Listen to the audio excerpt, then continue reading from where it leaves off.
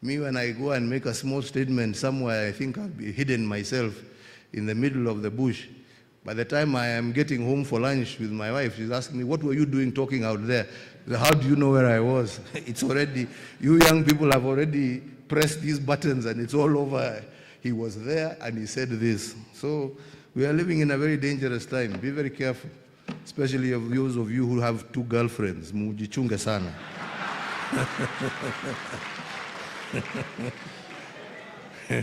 I hear these days they can even follow you, you know.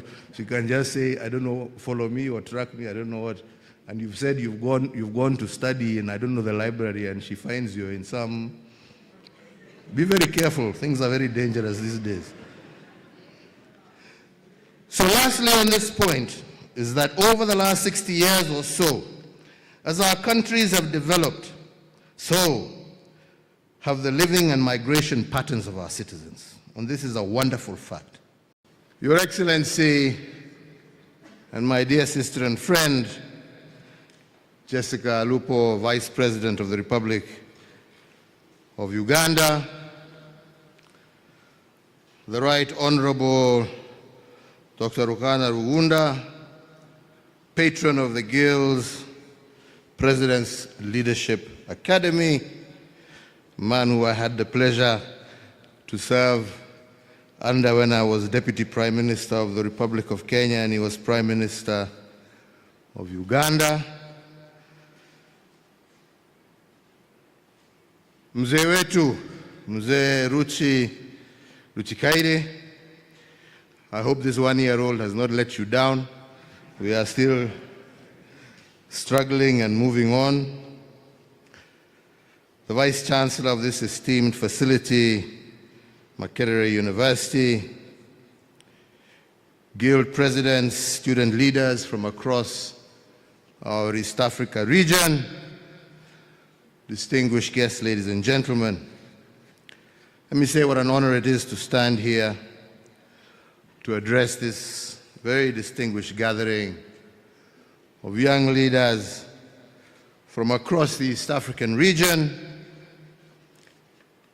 I myself are extremely happy to be here in this great city of Kampala, which I consider to be my home away from home.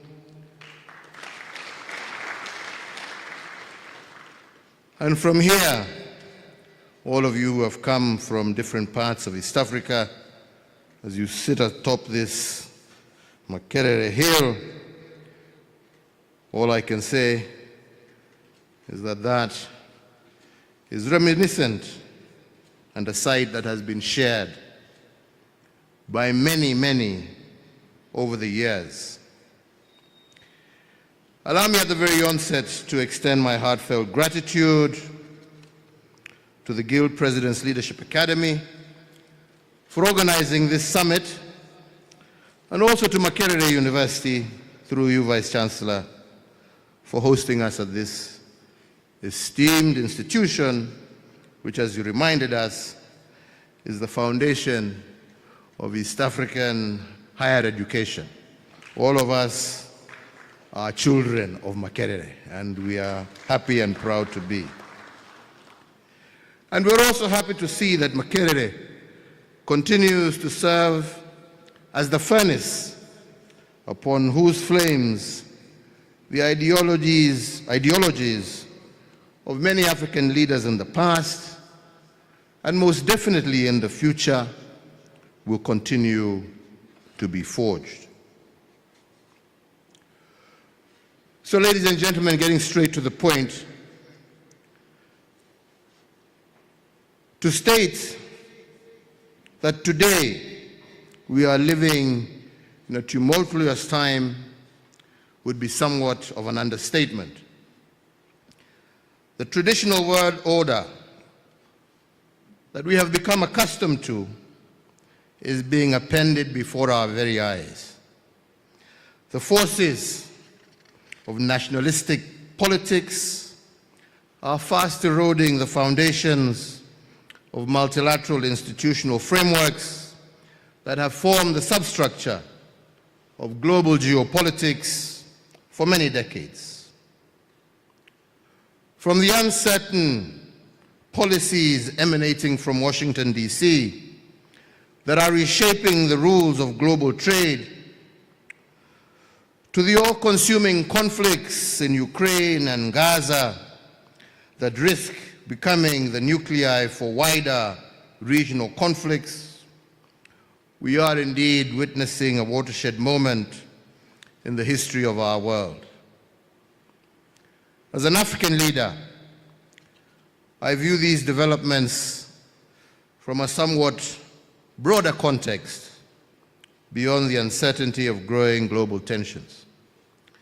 I recognize that we, as Africans, are simultaneously besieged by disruption, chaos, and confusion on the one end, but also, I believe, immense opportunity and promise of prosperity on the other end. To illustrate further on this statement that seems contradictory on the face of it, I will draw from two examples that some of you may find familiar, given the fact that it was mentioned here also. Your Excellency Uhuru Kenyatta, the fourth president of the... Oh, okay.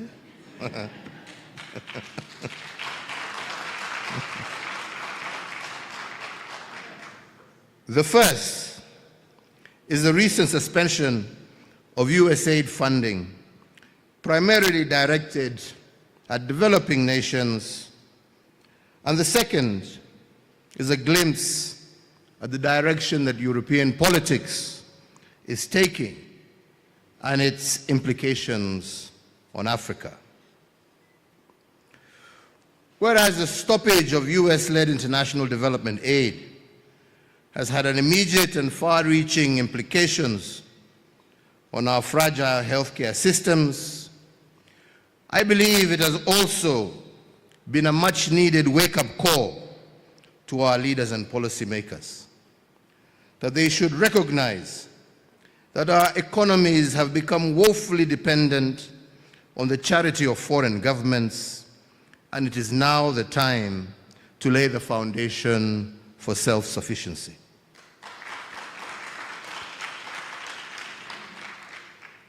The sunset of USAID has forced a level of economic policy introspection unseen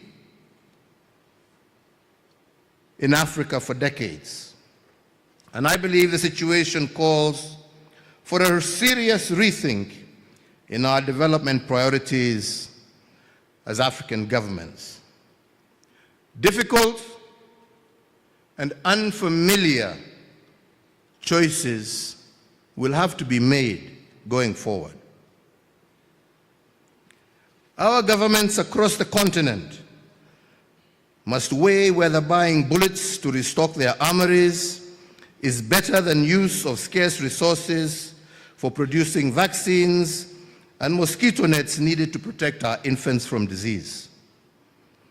Prioritization of expenditure in the absence of African financed subsidies in the health sector and in the education sector means that more attention is going to be paid by our citizens to the way governments handle their finances.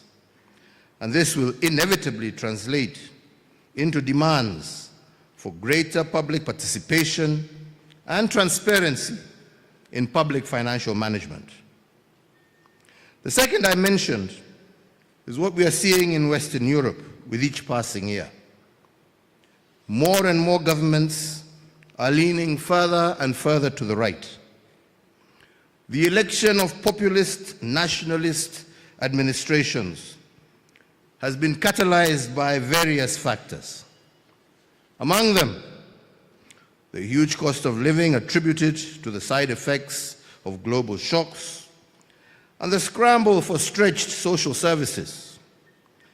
Services that must be shared with millions of migrants flowing in from Eastern Europe, the Middle East, and significantly from Africa. This right-leaning scenario that we see in Europe has some near-term implications for Africa. The truth of the matter is, the Europeans no longer want to see our immigrant boats laden with our young men and women landing on their shores. They are currently busy enacting laws to ensure that we never set foot in their countries, to partake in their resources without proper immigration documents. Our young people will soon have nowhere left to escape, nowhere to run away from the wars and poverty that define much of our continent's present realities. So what? With nowhere to go but home, with no one to turn to but themselves, I believe that our young people, and that is you, will eventually wake up to the fact that there is no global rescue mission coming to save you. We must save ourselves from a future of despair.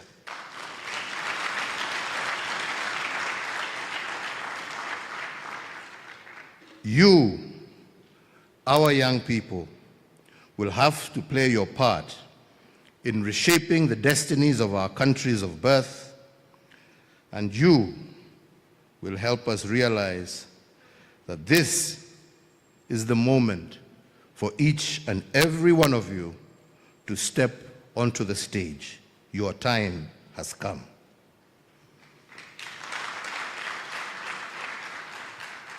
In both these examples that I have drawn from, there is a clear illustration of the type of challenges that define the moment that we are currently living in. Conversely, the same examples also provide the perfect segue for us to explore the opportunities that exist for a new generation of young leaders. A generation who will chart a better path for Africa, and I do believe that is what has brought us together this morning. So, ladies and gentlemen, as we seek to navigate the challenges of our time, let us take a moment to reflect on three questions that I believe will serve to frame the context of our discussion, and some of them actually I have already witnessed being raised here today. And the first of these is, what does it mean to be a young African in a world where developed nations are focusing inward, prioritizing their national interests over their global responsibilities? The second is, what does it mean to be a young African living on a continent that has over 35 non-international armed conflicts taking place, with millions facing displacement and food insecurity as a result? And lastly, what does it mean to be a young African competing for limited economic opportunities with close to 1 billion other young people across our continent? These, my friends, are existential questions for you, the young people of Africa, and they cannot be easily answered without a deeper understanding of how we arrived at this point. With the exception of Ethiopia, most of the rest of Africa has a dark colonial past that has, in a large part, been shaped, and has for the large part, shaped by the thinking of post-independence generations. When the wave of liberation swept across Africa in the early 1960s, late 1950s, it heralded new beginnings for all of us, as we have heard from our fathers here. It was an opportunity to govern ourselves and to determine our priorities. As our leaders sought to dismantle the vestiges of colonialism, there was widespread optimism that our newly independent states would create the environment for their citizens to thrive. You heard how, even in East Africa, they wanted from day one to form a federation right from the onset.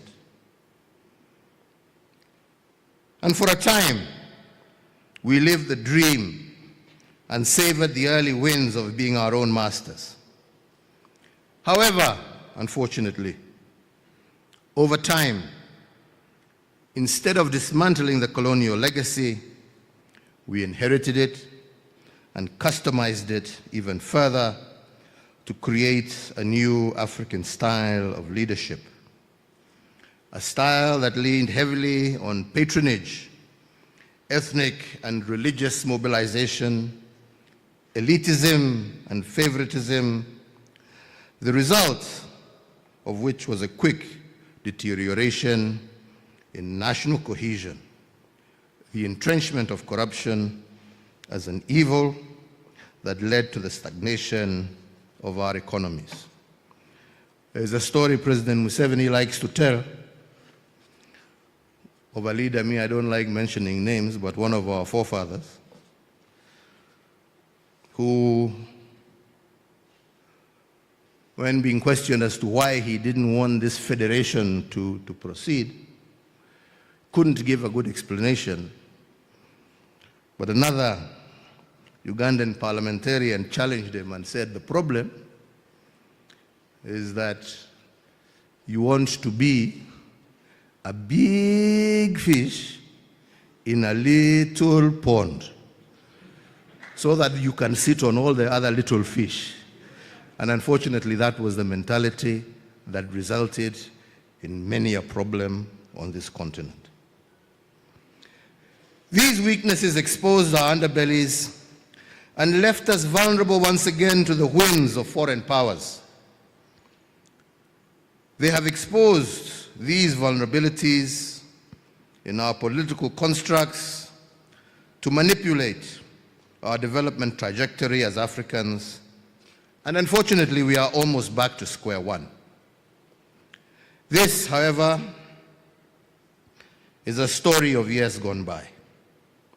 It does not have to be how our future will evolve.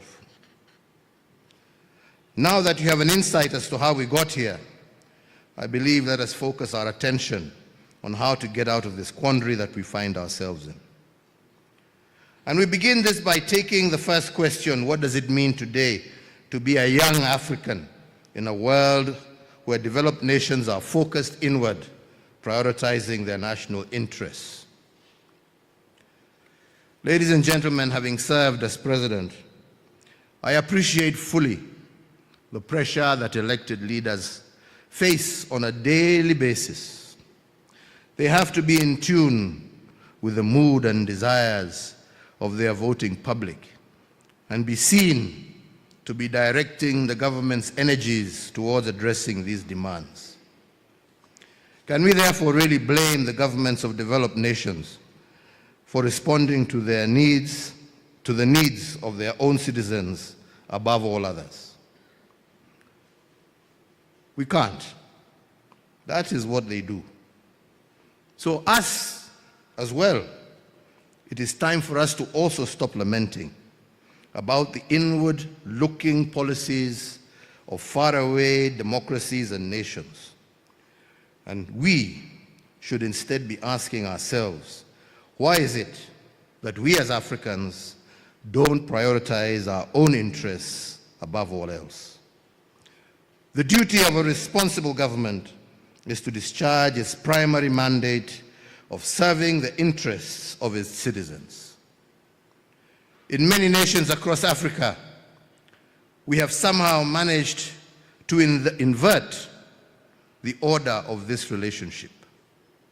Instead, the citizens are subservient to the government and are compelled to adjust their behavior in order to promote the interests of the state, which in many instances are almost indistinguishable from personal interests. So you, as young African leaders, you know well as I do that this situation is untenable. The economic opportunities you desire in order to live your best lives can only be created by governments that are designed to serve the citizens and not governments whose only reason for existence is to exploit, manipulate, and drain the resources of their countries and citizens for personal good. That is what is happening in all these conflicts you see around here. Don't be cheated, they are about anything else. Ni pesa. Yeah? People are killing each other. People are allowing their children to be killed.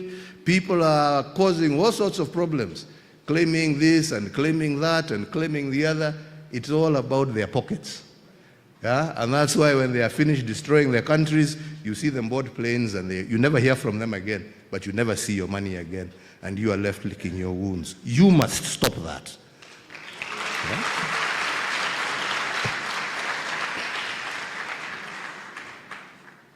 Allow me to remind you once again that there is nobody coming to our rescue, and in a world that is becoming more insular, there will soon be nowhere to run.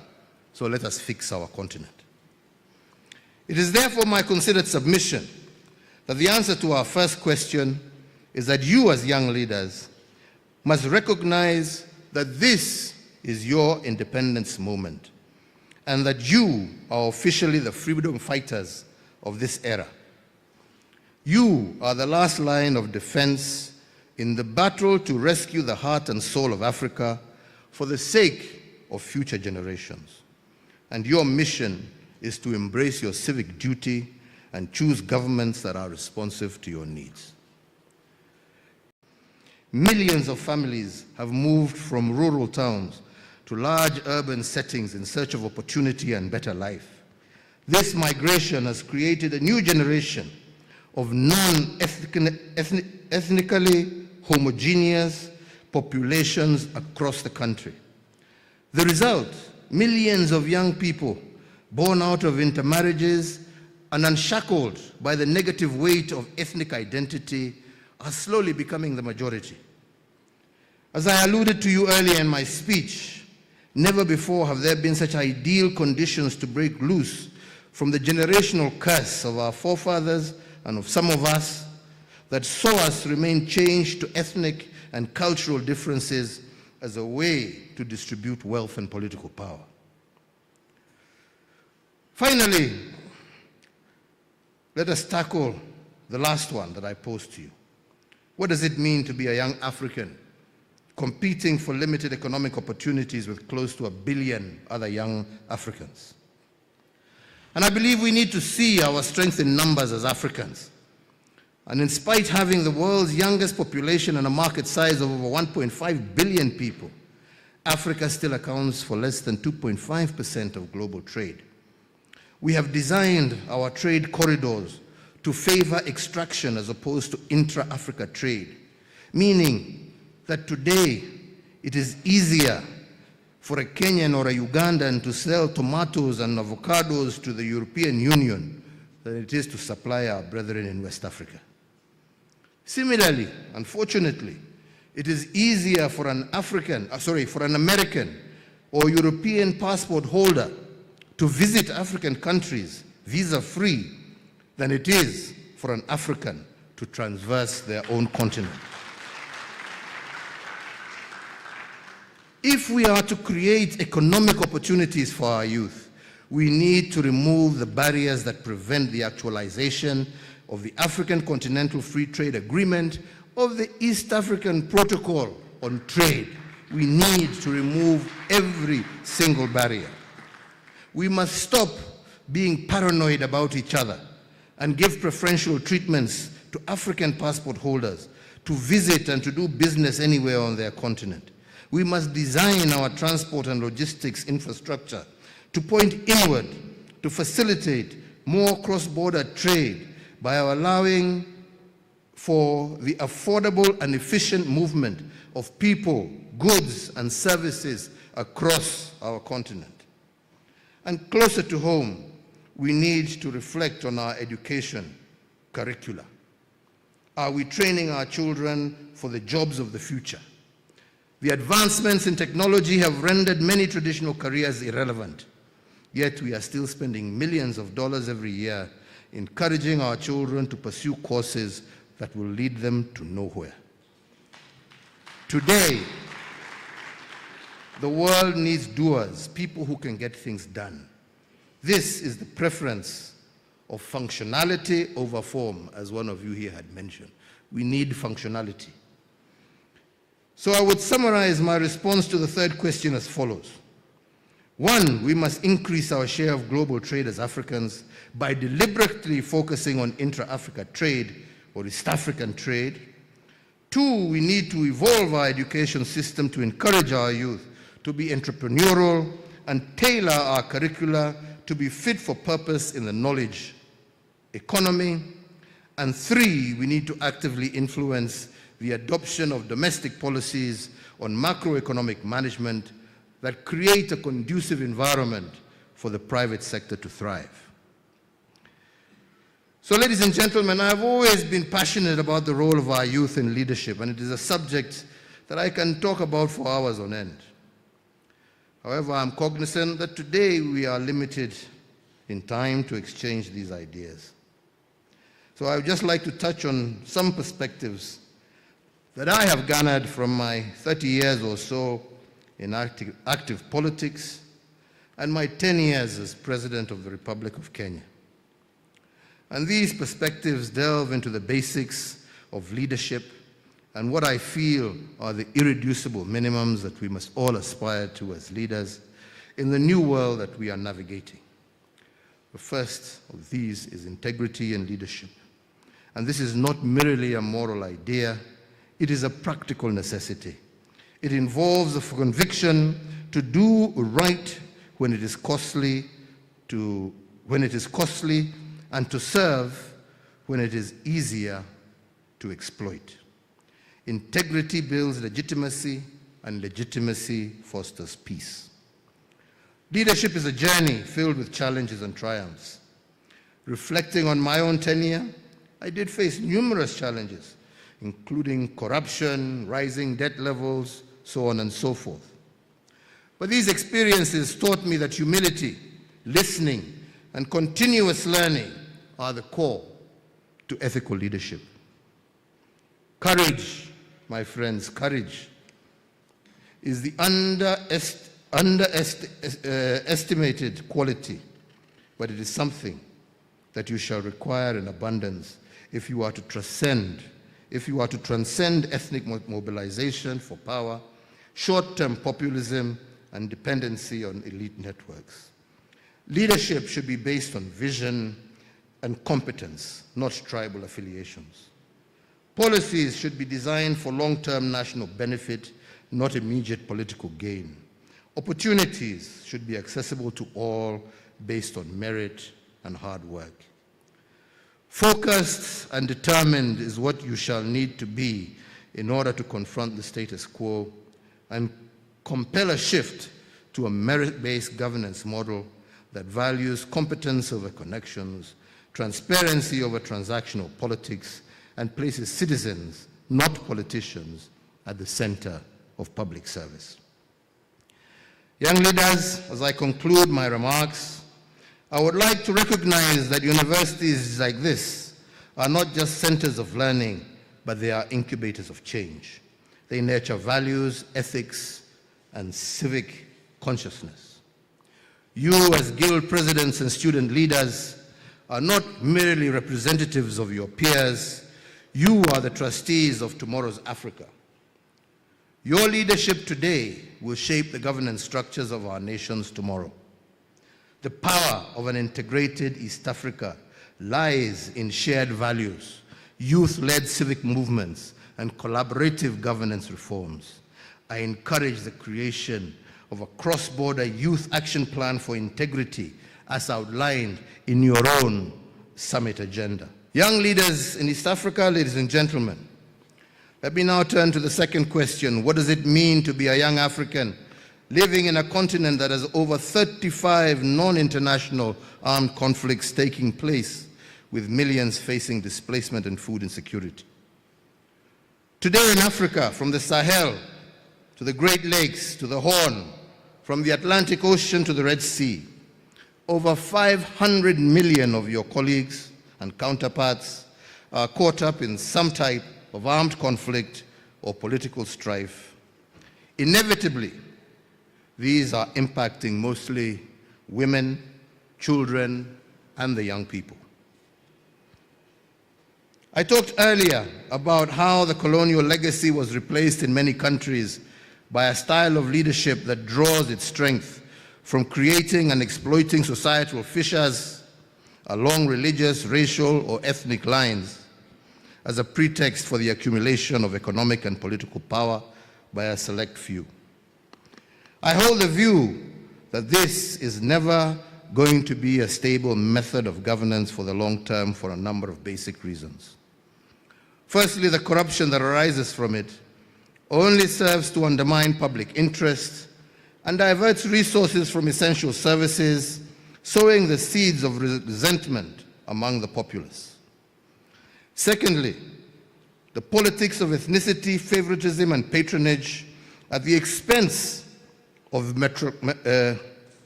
meritocracy are the quickest ways in which to erode national unity.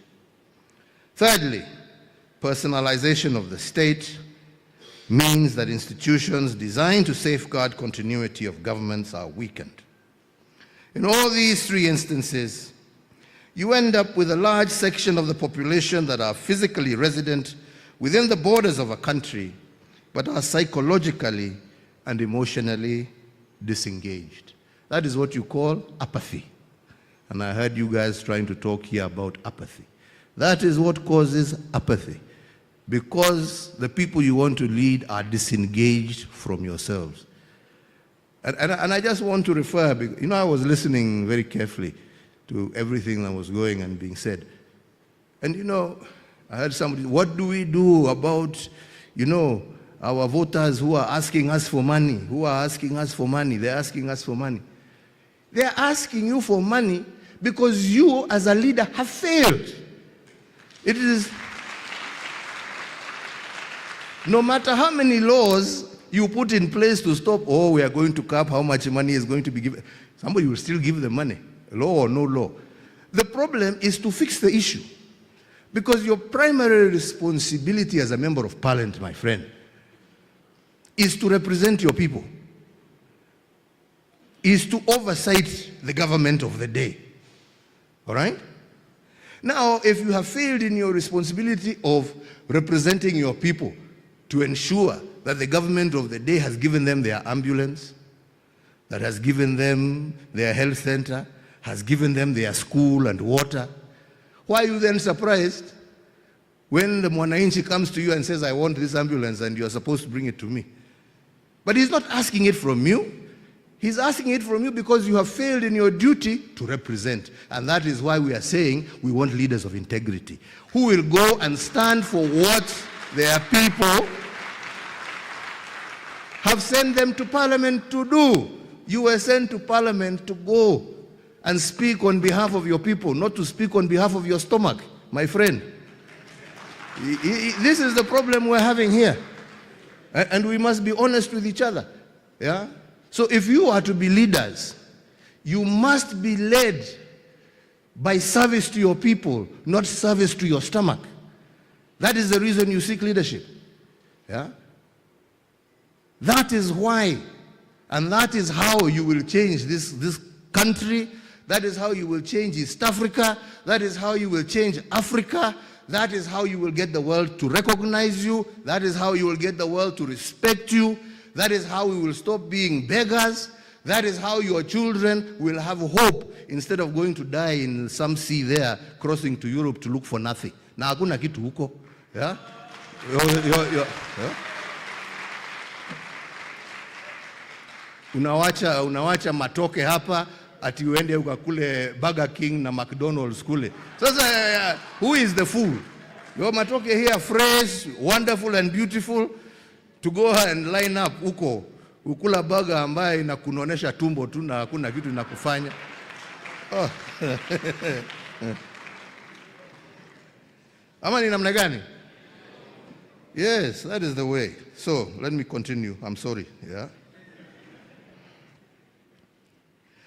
In all three instances, you end up, like I said, with a large section of the population that is physically resident within the borders of a country, but is psychologically and emotionally disengaged. A people excluded from the role of nation building because they feel like they are outsiders or bystanders in their own country. At the root of almost every crisis in our part of the world, the common denominator is the absence of inclusive, responsive leadership. Further, I believe it is essential for you as young leaders to appreciate the fact that these fissure lines that I speak about are visible beyond our continent. Others can see these fissures. They are looking at us through their ambassadors and their high commissioners. They are looking at us. You think wamekuja hapa ati ku encourage bilateral. Wamekuja hapa kujua how much more can we get. Yeah? Right? These fissures, they are visible to them. And as such, they have made our continent fair game for destructive proxy wars sponsored by nations with significant economic and military strength. These actors have the strategic intent of using the chaos and confusion perpetrated by self-serving leaders across our human capital to access our human capital, our mineral wealth, our agricultural potential, to grow their own economies at our own expense. To compound this further, society is experiencing these levels of internal discontent, are susceptible to an even more sinister type of enemy, and that is violent extremism. Organizations hell-bent on disseminating and entrenching their misguided ideologies through violence. And we know, you see in Kenya we have Al-Shabaab, here you have ADF causing problems all across the border, disturbing citizens, not allowing people to move forward. But why are these groups able to do that? They are able to do that because there is somehow feeling that there is a vacuum which they want to come here and push, because we have also failed in trying to have this inclusive society. If we were one, these would not be problems. Al-Shabaab problem, ADF problem would be a problem of East Africa, not a problem of individual countries. You don't have the capacity. These people have no color. You know, they have no tribe. They just have an ideology which is warped. So today they will bomb you in Kampala, tomorrow they'll be bombing me in Kiambu, or they'll be bombing somebody else in Dar es Salaam.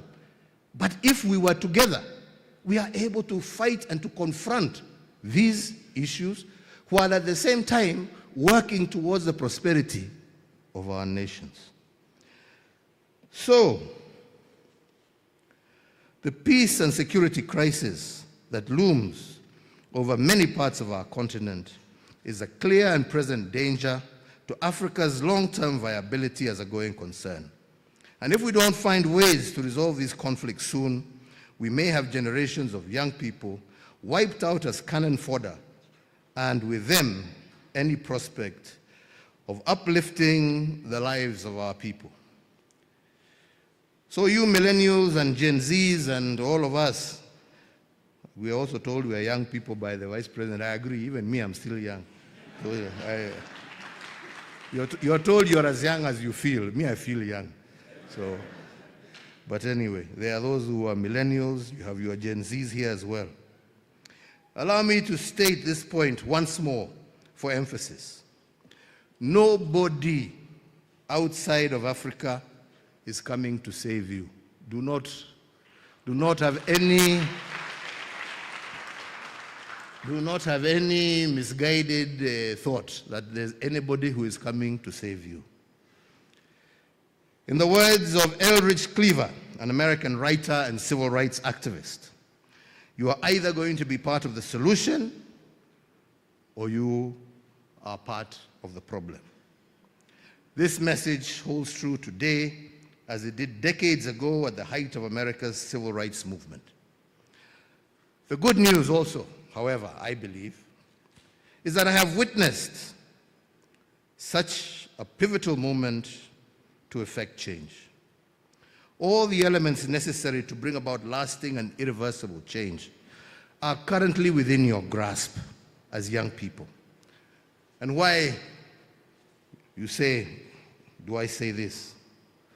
And let me just say, for starters, again, as has been mentioned, the demographics, first and foremost, are in your favor. The median age across our African continent in 2025 is 19.3 years against a global median of 30.4 years. This means that over 65% of all Africans are below the age of 25. You have the numbers, you have the time, you have the energy to get involved and stay involved in governance discussions until you effect the change you wish to see. You have the time. Our elder, Mzee here, told us that when he stood here starting his journey, he was 23 years old. He's now 88, going 89, still fighting. Some of you have not even touched 23, and you are lamenting. My friend, this is a call to action. Get up and start moving. This is your call to action. Now. Now is the time. Now. Not tomorrow, not the day after, not after you graduate. No. Now is the time. Now.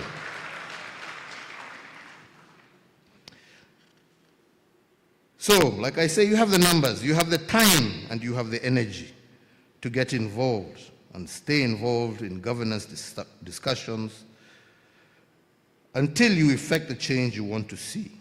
Furthermore, you are also the beneficiaries of years of investment in education and digital connectivity. You have the knowledge. You are, in essence, the first children of that knowledge economy, the true digital natives of Africa. The democratization of access to information through the internet means that very few secrets are left. Very, very few. Very, very few secrets. The asymmetry of information in favor of government has always been a tool to manage the perception of populations. This is no longer the case. You know what we know. In many cases, you know it better because you have understood how to leverage the essential tools of today, such as artificial intelligence and the power of social media. You are the first true East African generation. Think beyond borders. Think vision. For you, your sake, and for the sake of future generations, my call to action for our youth is to lead with conviction, not convenience. To our institutions, I ask you, empower and equip these young leaders meaningfully with the skills and knowledge they need to actualize their potential. To the development partner present, it is my hope that you shall consciously invest in an integrity-driven leadership development. It is said that history is often written by the powerful, but the future will be shaped by the principle. I express hope in this generation's courage, creativity, and conscience. I reiterate support once again for the GPLA's mission and Makerere University's leadership in all of this. Let your voices rise not just as echoes of the past, but as my father said, as architects of a new dawn, an East Africa that works for all and leaves no one behind. I thank you all for your attention. May God bless you. May God bless our beautiful region of East Africa and our wonderful continent of Africa. Asante ni sana. Thank you very much. Asante.